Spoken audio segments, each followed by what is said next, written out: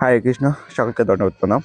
তো আমরা আজকে শ্রীমদ্ ভাগবতম থেকে আমাদের পৃথিবী লোক থেকে যমলোকে যাওয়ার যে রাস্তা এবং সেই রাস্তা কিভাবে অতিক্রম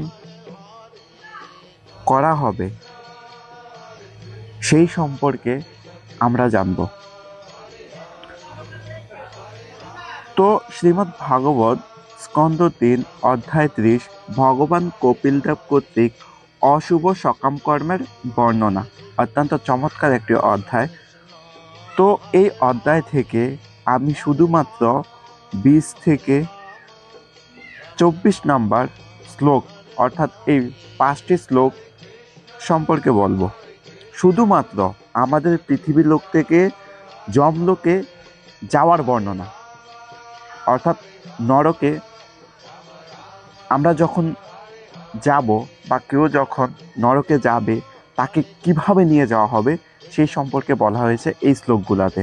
তো সকলেই মনোযোগ সহকারে শ্লোকের এক একটি শব্দ শ্রবণ করবেন। ওকে, তো আমি শুরু করছি। তো আমি ভিডিওটি বেশি দীর্ঘ যেন না হয় সেজন্য আমি সংস্কৃত যে শ্লোক রয়েছে সেইগুলো উচ্চারণ না করে শুধুমাত্র অনুবাদগুলো পড়ে যাব। ওকে, আপনারা সকলেই মনোযোগ সহকারে শ্রবণ করুন। শ্রীমদ্ ভাগবত স্কন্দ ৩ অধ্যায় ৩০ ভগবান কপিলদেব কর্তৃক অশুভ সকাম কর্মের বর্ণনা। শ্লোক ২০ অনুবাদ। রাজ্যের পাহারাদারেরা যেমন অপরাধীকে দণ্ড দেওয়ার জন্য গ্রেপ্তার করে, তেমনি যে ব্যক্তি অপরাধজনক ইন্দ্রিয় তৃপ্তির কার্যে যুক্ত ছিল তাকে যমদূতেরা একটি শক্ত দড়ি দিয়ে তার গলায় বাঁধে এবং তার সূক্ষ্ম দেহকে আবৃত করে, যাতে তাকে অত্যন্ত কঠোর দণ্ড দেওয়া যায়। শ্লোক ২১। এইভাবে যমদূতেরা যখন তাকে নিয়ে যায় তখন তার হৃদয় বিদীর্ণ হয় এবং তার সর্বশরীর কাঁপতে থাকে। পথিমধ্যে কুকুরেরা তাকে কামড়াতে থাকে এবং তখন সে তার সমস্ত পাপকর্মের কথা স্মরণ করে। এইভাবে সে অত্যন্ত ব্যথিত হয়। শ্লোক ২২। অপরাধীকে তীব্র সূর্যকিরণে তপ্ত বালুকার রাস্তা দিয়ে হেঁটে যেতে হয়, যার দুপাশে দাবানল জ্বলে। সে যখন হাঁটতে অসমর্থ হয় তখন যমদূতেরা তার পিঠে চাবুক দিয়ে আঘাত করে এবং সে ক্ষুধা এবং তৃষ্ণায় পীড়িত হলেও দুর্ভাগ্যবশত সেখানে কোনো জল নেই, আশ্রয় নেই এবং বিশ্রামের কোনো স্থান নেই। শ্লোক ২৩।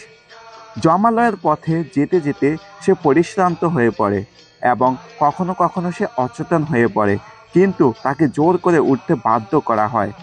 এইভাবে শীঘ্রই তাকে যমরাজের সামনে নিয়ে আসা হয়। শ্লোক ২৪।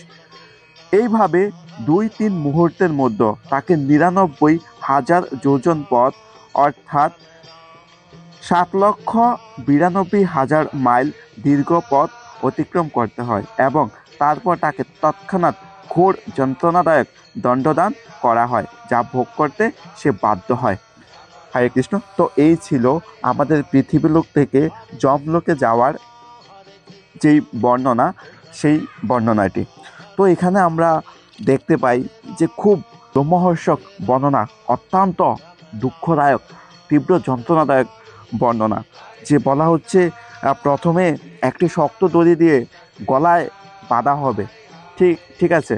তারপর সেই পথ দিয়ে যাওয়ার সময় কুকুরেরা কামড়াতে থাকবে। হ্যাঁ, তারপর বলা হচ্ছে অপরাধীকে তীব্র সূর্যের কিরণে উত্তপ্ত করা হবে এবং তপ্ত বালুকার রাস্তা দিয়ে হেঁটে যেতে হবে এবং যে রাস্তা দিয়ে হেঁটে যাবে সেই রাস্তার দুপাশে দাবানলের মতো ধাউ ধাউ করে আগুন জ্বলতে থাকবে। তারপর সেই রাস্তা দিয়ে যখন হাঁটতে অসমর্থ হবে তখন যমদূতেরা তাকে তার পিঠে চাবুক দিয়ে আঘাত করতে থাকবে। সে ক্ষুধা তৃষ্ণায় পীড়িত হবে, দুর্ভাগ্যবশত কোনো জল পাবে না, কোনো আশ্রয় পাবে না, কোনো বিশ্রাম করতে পারবে না। তো এইভাবে একজন পাপী ব্যক্তিকে যমলোকে নিয়ে যাওয়া হবে। তো আপনারা বিস্তারিতভাবে এই শ্লোকটির তাৎপর্য সহ পড়তে চাইলে শ্রীমদ্ ভাগবতমের ৩য় স্কন্দের অধ্যায় ৩০ ভগবান কপিলদেব কর্তৃক অশুভ সকাম কর্মের যে বর্ণনার অধ্যায়টি রয়েছে, সম্পূর্ণ অধ্যায়টি যদি আপনি বিস্তারিতভাবে পড়েন তাহলে আরও ভালো করে হৃদয়ঙ্গম করতে পারবেন। ওকে, হরে কৃষ্ণ, সকলকে দণ্ডবত প্রণাম।